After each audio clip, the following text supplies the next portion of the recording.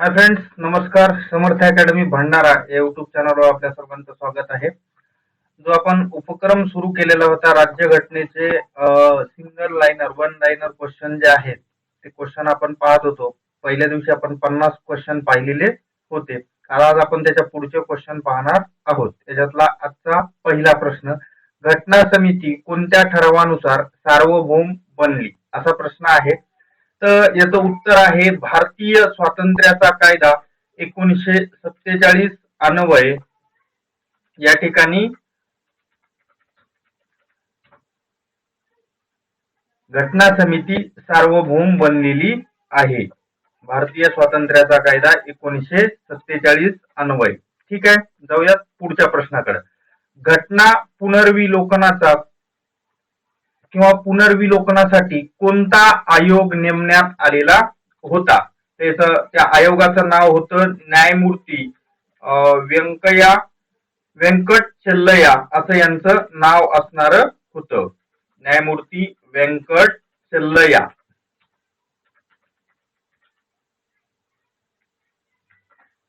न्यायमूर्ती व्यंकट चेल्लय्या असं त्यांचं नाव होतं. पुढचा प्रश्न आहे, जगातील सर्वात मोठे लिखित संविधान कोणत्या देशाचे आहे? याचं उत्तर एकदम सोपं आहे आणि ते आहे भारत या देशाचं सर्वात मोठं लिखित संविधान असणार आहे. ठीक आहे, पाहूया पुढचा प्रश्न.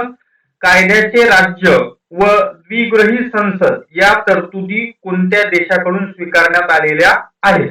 जेव्हा आपली भारतीय राज्यघटना तयार केली तेव्हा भरपूर अशा देशाचा म्हणजे देशाच्या राज्यघटनेचा अभ्यास करून भारतीय राज्यघटना तयार करण्यात आलेली आहे.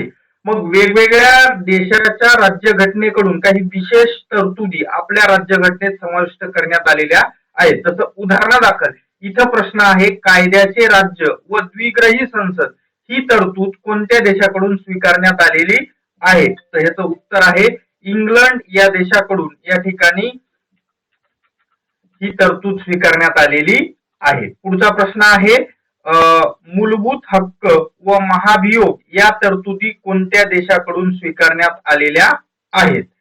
जे आपल्या घटनेच्या कलम 12 ते 35 भाग 3 मध्ये मूलभूत हक्क दिलेले आहेत व महाभियोग म्हणजे राष्ट्रपती, उपराष्ट्रपती, राज्यपाल यांना किंवा भारताच्या न्यायालयातील न्यायाधीश असतील यांना त्यांच्या पदावरून दूर करण्यासाठी जी पद्धत वापरली जाते तिला महाभियोग असं म्हणतात. आणि ह्या महाभियोग आणि मूलभूत हक्क या तरतुदी भारतीय घटनेत कोणत्या देशाकडून घेण्यात आलेल्या आहेत? त्याचं उत्तर आहे अमेरिका या देशाकडून त्या ठिकाणी या तरतुदी घेण्यात आलेल्या आहेत. पुढचा प्रश्न परत त्याच्यावरच आधारित आहे. बघा, उपराष्ट्रपती व न्यायालयीन पुनर्विलोकन या तरतुदी कोणत्या देशाकडून स्वीकारलेल्या आहेत? तर या तरतुदी जे आहेत या पण तरतुदी अमेरिकेकडूनच आपण या ठिकाणी स्वीकारलेल्या आहेत. पुढचा प्रश्न, प्रभावी केंद्र शासन ही तरतूद कोणत्या देशाकडून स्वीकारण्यात आलेली आहे? प्रभावी केंद्र शासन म्हणजे काय? तर केंद्राची सत्ता ही राज्याच्या सत्तेपेक्षा अधिक प्रबळ असेल अशी तरतूद कोणत्या देशाकडून घेतलेली आहे? तर त्याचं उत्तर आहे कॅनडा देशाकडून या ठिकाणी स्वीकारलेली आहे.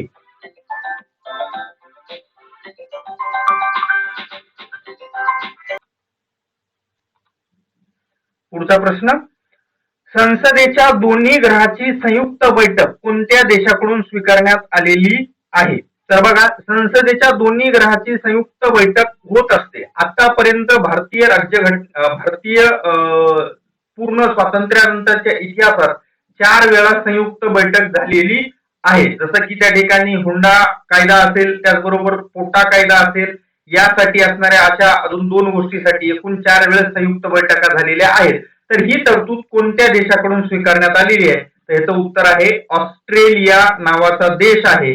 तर या ऑस्ट्रेलियाकडून या ठिकाणी दोन्ही गृहाची संयुक्त बैठक आपण स्वीकारलेली आहे. त्याचबरोबर ही संयुक्त बैठक घटनेच्या कोणत्या कलमात आहे? तर घटनेच्या कलम 108 नुसार दोन्ही ग्रहाची संयुक्त बैठक बोलवता येते आणि या संयुक्त ग्रहाच्या बैठकीचं अध्यक्षस्थान कोणाकडे असतंय? तर ते असतंय लोकसभा सभापती, ज्यांना आपण लोकसभेचे अध्यक्ष असं पण म्हणतो, तर या लोकसभेच्या अध्यक्षाकडे दोन्ही सभागृहाच्या संयुक्त बैठकीचं अध्यक्षस्थान असतं. कळलं इथपर्यंत? ठीक आहे, जाऊ पुढच्या प्रश्नाकडे. चला, पुढचा प्रश्न आहे, प्रस्ताविकेतील समता, स्वातंत्र्य व बंधुता हे आदर्श कोणत्या देशाकडून स्वीकारलेले आहेत? तर बघा, समता, स्वातंत्र्य, बंधुता हे आदर्श कोणत्या देशाकडून स्वीकारलेले आहेत? तर त्याचं उत्तर आहे फ्रान्स या देशाकडून आपण या ठिकाणी या तरतुदी स्वीकारलेल्या आहेत. ठीक आहे, जाऊ पुढच्या प्रश्नाकडे. पुढचा प्रश्न, घटना दुरुस्तीची प्रक्रिया कोणत्या देशाकडून स्वीकारलेली आहे? तर घटना दुरुस्तीची प्रक्रिया आपण दक्षिण आफ्रिका या देशाकडून स्वीकारलेली आहे. द फॉर दुरुस्ती, द फॉर दक्षिण आफ्रिका, अशा पद्धतीमध्ये आपण लक्षात ठेवू शकतो. पुढचा प्रश्न आहे, मूलभूत कर्तव्य कोणत्या देशाच्या घटनेवरून स्वीकारण्यात आलेले आहेत? आणि यावर आधारित बऱ्याच वेळेस प्रश्न येऊन गेलेला आहे की मूलभूत कर्तव्य आपल्या देशाच्या घटनेमध्ये जे कलम 51 टाकलेला आहे, भाग 4 आणि 51 टाकलेला आहे, ते असणार कोणत्या देशाच्या घटनेवरून घेण्यात आलेले आहे? तर त्याचं उत्तर आहे रशिया. कोणत्या देशाकडून घेण्यात आलेले आहे? तर रशिया या देशाकडून स्वीकारण्यात आलेले आहेत. पुढचा प्रश्न आहे, प्रस्ताविकेतील सामाजिक, आर्थिक व राजकीय आदर्श कोणत्या देशाकडून स्वीकारले आहेत? तर याचं उत्तर जे आहे ते पण त्या ठिकाणी रशिया हेच आहे. प्रस्ताविकेतील सामाजिक, आर्थिक आणि राजकीय आदेश. आणि इथं आपण वर पाहिलेलं होतं प्रस्ताविकेतील समता, स्वातंत्र्य आणि बंधुता, ते कुठून? फ्रान्स कडून घेतलेलं आहे. पुढचा प्रश्न आहे, कायद्याने प्रस्थापित केलेली शासन पद्धती कोणत्या देशाकडून स्वीकारलेली आहे? तर इथं तुम्हाला कन्फ्युज होण्यासारखाच हा प्रश्न आहे. कायद्याने प्रस्थापित केलेली पद्धत आणि कायद्यांचे राज्य या दोन वेगवेगळ्या गोष्टी आहेत. कायद्याने प्रस्थापित केलेली पद्धत आपण जपान कडून घेतलेली आहे आणि कायद्याचे राज्य ही जे पद्धत आहे ही पद्धत त्या ठिकाणी आपण इंग्लंड म्हणजे UK कडून घेतलेली आहे. पुढचा प्रश्न, आणीबाणीच्या कालखंडात मूलभूत हक्कांना स्थगिती हे तत्व कोणत्या देशाच्या घटनेवरून घेण्यात आलेले आहे?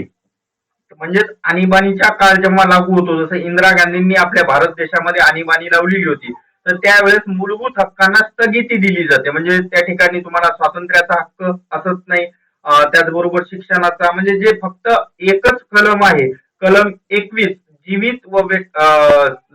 जीवित्वाची हमी, ते त्या ठिकाणी तुम्हाला ते कलम आणीबाणीच्या काळात स्थगित होत नाही. बाकी सर्व मूलभूत हक्क हे आणीबाणीच्या काळात स्थगित होत असतात.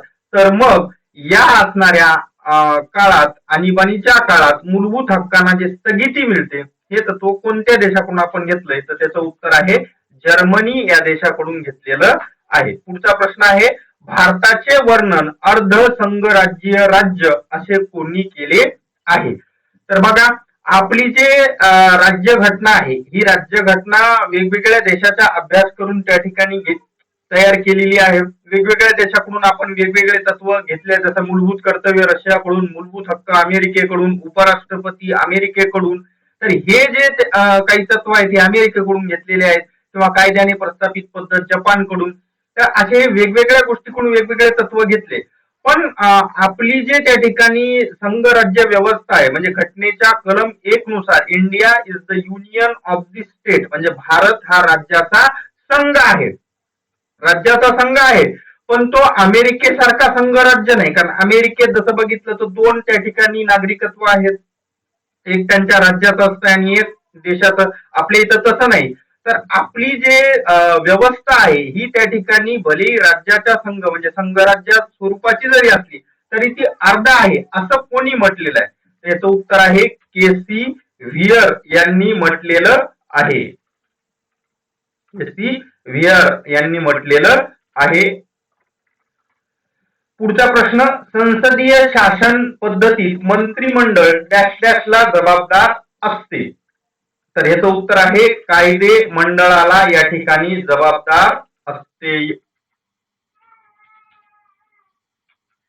कायदे मंडळाला जबाबदार असते. पुढचा प्रश्न आहे कल्याणकारी म्हणजे डॅश कल्याणकारी राज्य निर्माण करून लोकांना सामाजिक आर्थिक न्याय मिळवून देण्यासाठी घटनेत समाविष्ट केले. काय? डॅशची आपल्याला जागा भरायची आहे. काय समाविष्ट केले असतील? मूलभूत हक्क, मूलभूत कर्तव्य, मार्गदर्शक तत्वे किंवा न्यायालयीन पुनर्विलोकन. त्याचं उत्तर आहे त्या ठिकाणी मार्गदर्शक तत्वे. मार्गदर्शक तत्वे असं याचं उत्तर आहे. पुढचा प्रश्न आहे सर इथंच उत्तर दिलेलं आहे सरकारने डॅश डॅश पालन न केल्यास त्यांच्या विरुद्ध न्यायालयात दाद मागता येत नाही. तर काय? मार्गदर्शक तत्वे हे न्याय प्रविष्ट नाहीत म्हणजे यांचं त्या ठिकाणी सरकारनं पालनच केलं पाहिजे असं कुठंही लिहिलेलं नाही. पुढचा प्रश्न आहे डॅश डॅशचा मूळ घटनेत समावेश नव्हता. डॅश डॅशचा म्हणजे कशाचा? जसं मी तुम्हाला ऑप्शन द्यायचे झाले याचे तर त्या ठिकाणी मार्गदर्शक तत्वे आहे, मूलभूत हक्क आहेत, मूलभूत कर्तव्य आहेत किंवा उपराष्ट्रपती यांचा मूळ घटनेत समावेश नव्हता. तर कशाचा समावेश नव्हता? तर याचं उत्तर आहे मूलभूत कर्तव्याचा समावेश त्या ठिकाणी घटनेमध्ये किंवा मूळ घटनेमध्ये नव्हता. मूलभूत कर्तव्याचा पुढचा प्रश्न मूलभूत कर्तव्यांचा समावेश घटनेत कोणत्या भागामध्ये केलेला आहे? उत्तर मी तुम्हाला ऑलरेडी दिलेला आहे तरी पण एक वेळ सांगतो. भाग 4 मध्ये याचा असणारा समावेश केलेला आहे. पुढचा प्रश्न 42वी घटना दुरुस्ती 1976 अन्वये डॅश डॅश समितीच्या शिफारशीनुसार मूलभूत कर्तव्यांचा समावेश घटनेत करण्यात आला. तर तत्कालीन इंदिरा गांधी सरकारने मूलभूत कर्तव्याच्या शिफारशीसाठी एक समिती नेमली होती आणि त्या समितीचं नाव तुम्हाला इथं विचारलेलं आहे. तर ते आहे सरदार स्वर्णसिंह समिती. सरदार स्वर्णसिंह समिती असं म्हटल्या जातंय. पुढचा प्रश्न घटना दुरुस्ती अन्वये 11वे मूलभूत कर्तव्य घटनेत समाविष्ट कधी करण्यात आले? किंवा डॅश घटना दुरुस्ती अन्वये 11वे मूलभूत कर्तव्य घटनेत समाविष्ट करण्यात आले. उत्तर ऑलरेडी इथं लिहिलेलं आहे. 86वी घटना दुरुस्ती 2002 यानुसार घटनेमध्ये 11वं मूलभूत कर्तव्य कोणतं आहे? तर 6 ते 14 वर्ष वयोगटातील मुलांना पालकांनी शिक्षणाची सुविधा उपलब्ध करून द्यावी अशा प्रकारचं हे 86वी घटना दुरुस्तीनुसार मूलभूत कर्तव्य सांगण्यात आलेलं आहे. पुढचा प्रश्न आहे डॅश डॅश न्याय प्रविष्ट नसतात. परत इथं ऑप्शन सांगायचे झाले तर तेच असतील मूलभूत कर्तव्य, मूलभूत हक्क, मार्गदर्शक तत्वे किंवा यापैकी नाही. तर याचं उत्तर आहे मूलभूत कर्तव्य हे त्या ठिकाणी न्याय प्रविष्ट नसतात. मूलभूत कर्तव्य न्याय प्रविष्ट नसतात. आता मूलभूत कर्तव्य न्याय प्रविष्ट कसे नसतात? जसं समजा एक मूलभूत आपलं कर्तव्य आहे की आपल्या देशाची जे इतिहासामध्ये ज्यांनी आपल्या देशाला स्वातंत्र्य मिळवून देण्यासाठी आपल्या प्राणांची आहुती दिलेली आहे अशा उदात्त त्या ठिकाणी या परंपरेची आठवण ठेवून त्यांची असणारी त्या ठिकाणी निष्ठा बाळगली पाहिजे, त्याचबरोबर त्यांचा आदर केला पाहिजे, हे एक मूलभूत कर्तव्य आहे. तर हे त्या ठिकाणी पाळलं पाहिजे. पण त्या ठिकाणी किती लोक पाळतात किती नाही हा प्रश्न आहे. पण हे याचं उल्लंघन झालं म्हणून कुठल्याही न्यायालयात दाद मागता येत नाही. ठीक आहे. पुढचा प्रश्न देशाची राजकीय लोकशाही व्यवस्था व घटना यांचे संरक्षण व्हावे यासाठी डॅश डॅशच्या तरतुदी घटनेत केल्या आहेत. कशाच्या? देशात बघा प्रश्न नीट समजून घ्या. देशाची राजकीय लोकशाही व्यवस्था व घटना यांचे संरक्षण व्हावे यासाठी डॅश डॅशच्या तरतुदी करण्यात आलेल्या आहेत. तर त्याचं उत्तर आहे आणीबाणी विषयक तरतुदी करण्यात आलेल्या आहेत. कशाविषयी? आणीबाणी विषयक तरतुदी. कळलं? पुढचा प्रश्न घटनेच्या कलम डॅश मध्ये सार्वत्रिक प्रौढ मतदानाची तरतूद केली आहे. तर याचं उत्तर आहे कलम 326 नुसार सार्वत्रिक प्रौढ मतदानाची तरतूद केलेली आहे. तुमच्यासाठी एक असं तोंडी प्रश्न विचारून टाकतो इथं. तर भारताची पहिली सार्वत्रिक निवडणूक कोणत्या वर्षी झाली होती, त्याचं उत्तर तुम्ही मला कमेंट बॉक्स मध्ये टाका. पुढचा प्रश्न आहे, कोणत्या घटना दुरुस्तीने मतदाराचे वय 21 वरून 18 करण्यात आले? महत्वाचा प्रश्न आहे आणि बऱ्याच वेळेस वेगवेगळ्या परीक्षेत त्याच्यावर प्रश्न विचारलेला आहे. त्याचं उत्तर आहे 61वी घटना दुरुस्ती. कोणती घटना दुरुस्ती? 61वी घटना दुरुस्तीनुसार असणार मतदाराचं वय 21 वरून 18 करण्यात आलेलं आहे. पुढचा प्रश्न, धर्मनिरपेक्ष हा शब्द घटनेच्या डॅश डॅश मध्ये आहे, कोणत्या भागात आहे किंवा कोणत्या कलम मध्ये आहे, अशा पद्धतीचं आहे. त्याचं उत्तर आहे सरनामा या ठिकाणी हे असणारी धर्मनिरपेक्ष तरतूद आहे. पुढचा प्रश्न, सर्वप्रथम प्रास्ताविका कोणत्या देशाच्या घटनेत देण्यात आलेली होती? म्हणजे भारतीय राज्यघटनेच्या अगोदर पण प्रस्ताविका, ज्याला आपण सरनामा म्हणतो, ज्याला आपण उद्देश पत्रिका म्हणतो, तर जसं भारताची उद्देश पत्रिका पंडित जवाहरलाल नेहरू यांनी त्या ठिकाणी लिहिलेली आहे. आणि तसं ही जे प्रस्ताविका आहे भारताच्या घटनेत जशी आहे तशी भारताच्या घटनेच्या अगोदर ही असणारी कोणत्या देशाच्या घटनेत होती किंवा अशा पद्धतीची तरतूद कोणत्या घटनेत होती?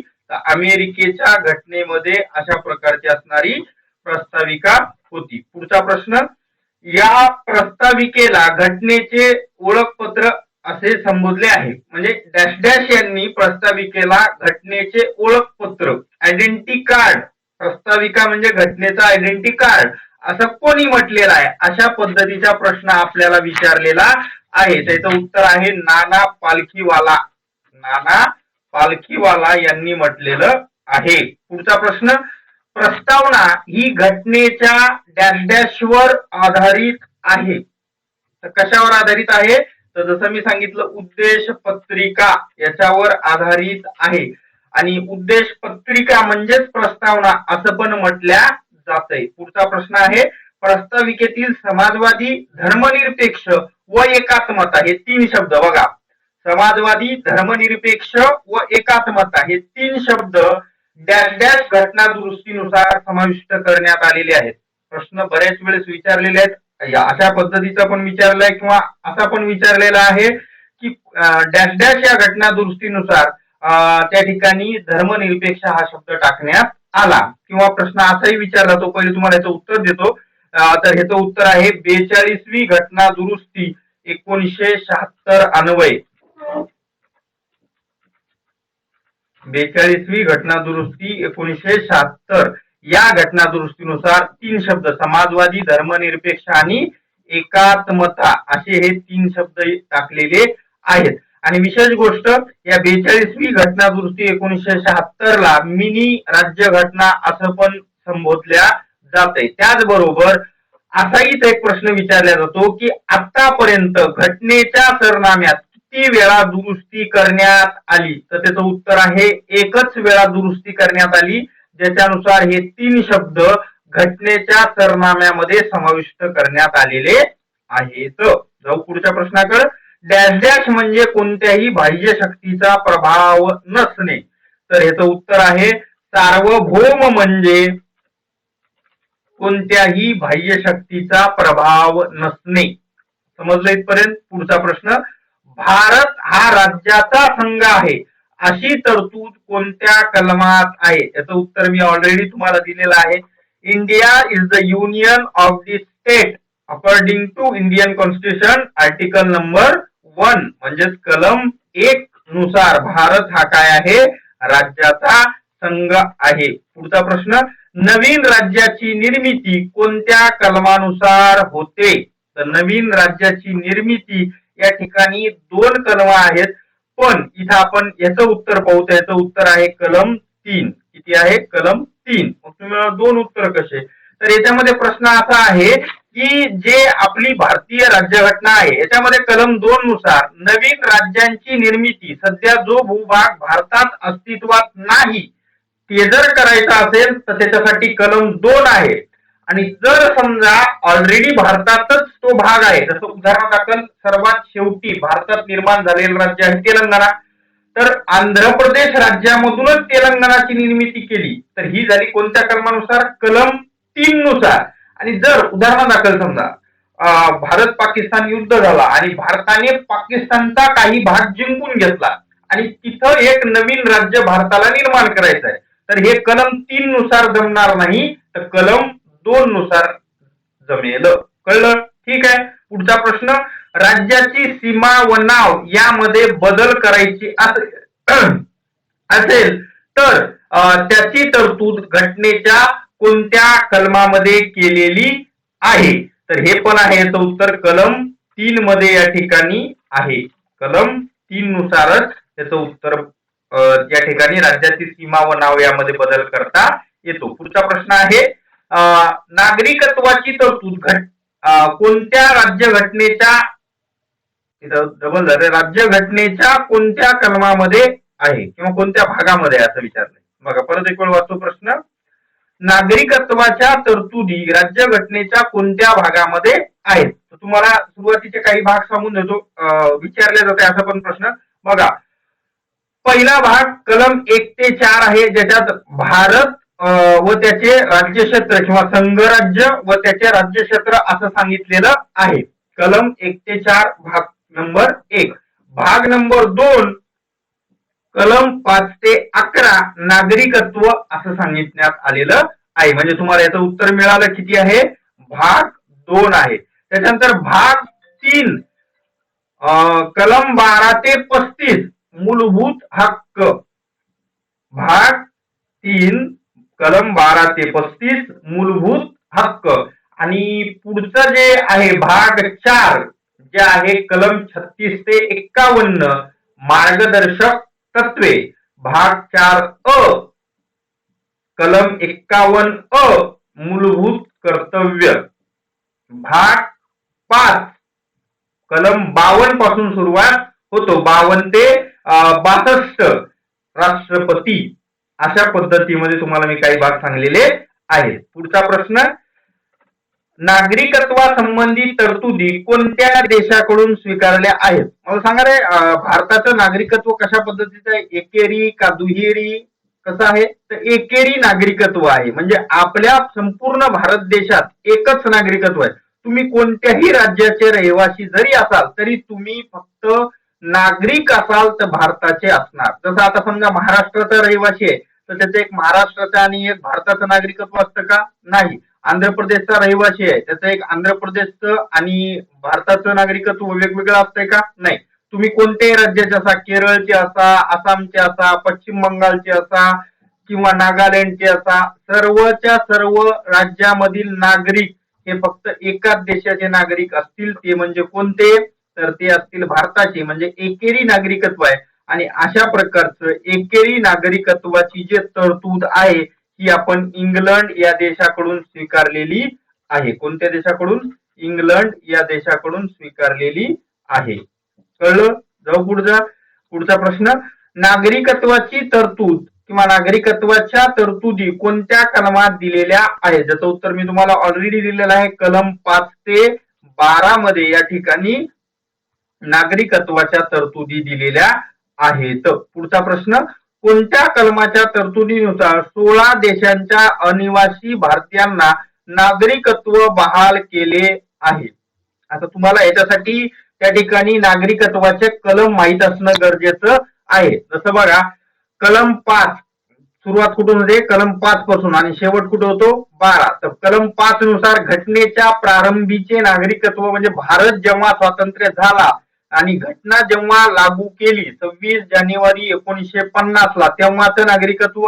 कलम 6 नुसार पाकिस्तानातून भारतात स्थलांतरितांचे नागरिकत्व म्हणजे जे आपले भाऊ बहीण कुठे होते? पाकिस्तानात होते, पण जे त्या ठिकाणी स्थलांतर करून भारतात आले अशांना नागरिकत्व कलम 6 नुसार दिलं.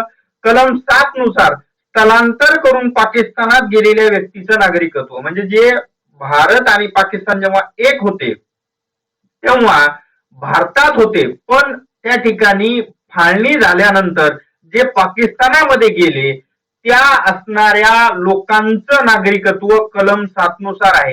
त्याच्यानंतर कलम 8 मूळचा भारतीय असलेल्या पण भारताबाहेर राहणाऱ्या व्यक्तीचे नागरिकत्व हे आहे कलम 8. म्हणजे जे मूळ भारतीय आहेत पण भारताबाहेर राहतात तर अशा लोकांचं नागरिकत्व कलम 8. आणि म्हणून त्या ठिकाणी याचं उत्तर पण काय येईल, कलम 8 नुसारच त्या ठिकाणी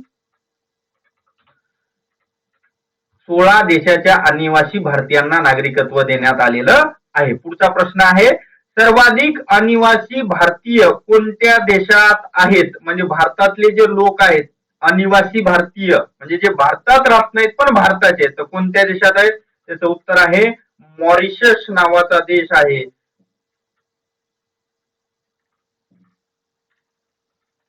मॉरिशस असं आपण त्याला म्हणतो. ठीक आहे. पुढचा प्रश्न, मूलभूत हक्काच्या तरतुदी घटनेच्या कोणत्या भागात दिलेल्या आहेत? याचं उत्तर पण मी तुम्हाला थोड्याच वेळा दिलेलं आहे, जे आता इथं वेळ घालत नाही. तर किती आहे? तर भाग 3 मध्ये आहे. भाग किती आहे? 3 मध्ये आहे. पुढचा प्रश्न आहे, मूलभूत हक्काच्या तरतुदी कोणत्या कलमात दिलेल्या आहेत? ह्याचं पण उत्तर मी तुम्हाला ऑलरेडी दिलेलं आहे. कलम 12 ते 35 मध्ये सांगितलेलं आहे. पण एक गोष्ट इथं लक्षात ठेवा, घटनेच्या कलम 12 पासून मूलभूत हक्क सुरू होत नाहीत. घटनेच्या कलम 12 मध्ये त्या ठिकाणी आपल्याला जे दिलेलं आहे ते सुरुवातीला त्या ठिकाणी राज्यसंस्थेची व्याख्या सांगितलेली आहे. राज्यसंस्था म्हणजे तुम्ही कोणाविरुद्ध तुमच्या मूलभूत हक्काचं उल्लंघन झालं म्हणून त्या ठिकाणी तक्रार वगैरे दाखल करू शकता, ती राज्यसंस्था. त्याच्यानंतर कलम 13 मध्ये जर समजा एखाद्या सरकारनं मूलभूत हक्काशी संबंधित विसंगत कायदा जर केला तर तो कायदा रद्द करण्याचा हक्क हा सर्वोच्च न्यायालयाला किंवा न्यायालयाला हा कलम 13 नुसार देण्यात आलेला आहे. म्हणून कधी कधी तुम्हाला कलम 12 ते 35 ऑप्शन न देता इथं 14 ते 35 असं पण करू शकते. म्हणून एक गोष्ट इथं थोडस फ्लेक्झिबल लक्षात ठेवा, मूलभूत हक्काच्या तरतुदी 12 ते 35 मध्ये पण आहेत आणि कधी कधी टेंटेटिव्ह पणे 14 ते 35 असं पण टाकल्या जाते. पुढचा प्रश्न, घटनेने नागरिकांना किती मूलभूत हक्क दिलेले आहेत? आहेत म्हटलंय, होते नाही, शब्दाचा खेळ आहे. आहेत आणि होते. होते म्हटलं त्याचं उत्तर किती आलं असतं? 7 आलं असतं. किती आलं असतं? 7. आणि आता विचारलेलं आहे किती आहेत, तर किती आहेत? 6. कारण जो संपत्तीचा हक्क होता तो संपत्तीचा हक्क असणारा कलम 31 44वी घटना दुरुस्ती 1978 अन्वये हा संपत्तीचा हक्क कलम 300 अ मध्ये वैधानिक हक्काचा दर्जा देण्यात आलेला आहे. म्हणून आता जे मूलभूत हक्क आहेत ते 6 आहेत. पुढचा प्रश्न आहे, मूलभूत हक्क कोणत्या देशाच्या घटनेवरून स्वीकारण्यात आले? याचं उत्तर ऑलरेडी मी तुम्हाला दिलेलं आहे, अमेरिका या देशाकडून आपण मूलभूत हक्क दिलेले आहेत. पुढचा प्रश्न आहे, समतेचा हक्क कोणत्या कलमाद्वारे देण्यात आलेला आहे? आता तुम्हाला सर्वच्या सर्व 6 मूलभूत हक्क लक्षात असले पाहिजेत. निदान त्यांची जे ढोबळमानाने कलम आहेत म्हणजे कोणत्या कलमांवर हे जर नाही लक्षात राहील तर किती ते किती मध्ये कोणता हे कळलं पाहिजे. जसं समतेचा हक्क आहे कलम 14 ते 18 मध्ये. किती मध्ये आहे? कलम 14 ते 18 मध्ये त्या ठिकाणी आपला जो आहे तो असणारा समतेचा हक्क आहे. जसं कलम 14 कायद्यासमोर सर्व समान, अपवाद आहेत राष्ट्रपती आणि राज्यपाल. पुढचा प्रश्न कलम 15 भेदभावास प्रतिबंध. कलम 16 सर्व नागरिकांना सार्वजनिक नोकऱ्यामध्ये समान संधी. कलम 17 अस्पृश्यता बंदी. कलम 18 पदव्यांची समाप्ती. जसं की राव बहादूर, रावसाहेब हे जुन्या काळातल्या ज्या पदव्या होत्या या पदव्याची समाप्ती कलम 18 नुसार करण्यात आलेली आहे.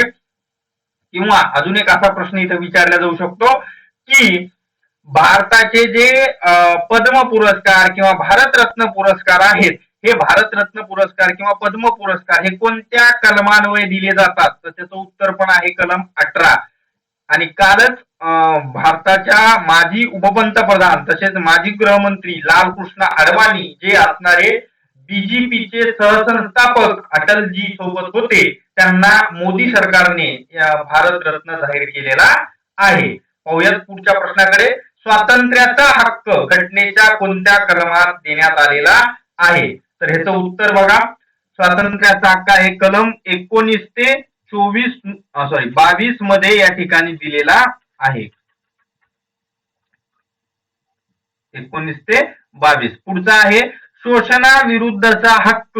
शोषणाविरुद्धचा हक्क याला असं पण म्हटलं जातं पिळवणुकी विरुद्धचा हक्क कोणत्या कलमात दिलेला आहे? तर ते आहे कलम 23 व कलम 24 किंवा कलम 23 ते 24 मध्ये दिलेला आहे. पुढचा आहे धार्मिक स्वातंत्र्याचा हक्क, तर तो आहे त्या ठिकाणी कलम 25 ते कलम 28 मध्ये दिलेला आहे. पुढचा प्रश्न आहे आणि शेवटचा प्रश्न, शैक्षणिक व सांस्कृतिक हक्क कोणत्या कलमात देण्यात आलेला आहे? तर तो आहे त्या ठिकाणी कलम 29 व 30.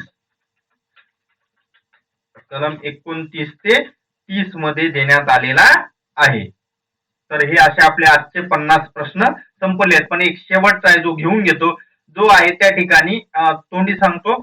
तर तो आहे त्या ठिकाणी घटनात्मक उपाययोजनांचा हक्क घटनेच्या कोणत्या कलमात दिलेला आहे? किंवा लिहून टाकतो, घटनात्मक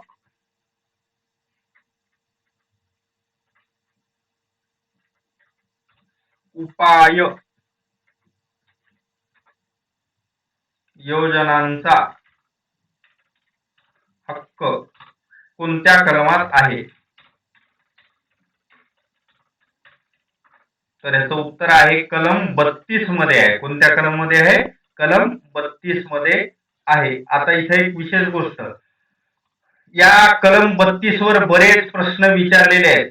एक एक सांगतो तुम्हाला, डॉक्टर आंबेडकरांनी घटनेचा आत्मा असं कोणत्या कलमात म्हटलं आहे? तर त्याचं उत्तर आहे कलम 32. यामध्ये त्या ठिकाणी घटनात्मक उपाययोजनांचा हक्क आहे आणि यालाच आंबेडकरांनी त्या ठिकाणी घटनात्मक उपायांचा किंवा उपाययोजनांचा हक्क असं या हक्कालाच घटनेचा आत्मा असं म्हटलेलं आहे. आता तुमच्यासाठी एक प्रश्न विचारतो ज्याचं उत्तर तुम्हाला मला कमेंट बॉक्स मध्ये द्यायचं आहे. तर प्रश्न असा आहे, भारताचे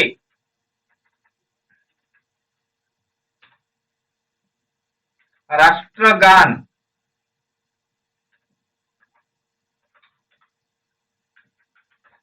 गाण्यास किती वेळ लागतो? प्रश्न नीट पहा आणि याचं उत्तर मला कमेंट बॉक्स मध्ये द्या. भारताचे राष्ट्रगान गाण्यास किती वेळ लागतो? ठीक आहे, अशा पद्धतीने आज आपण इथंच थांबूयात.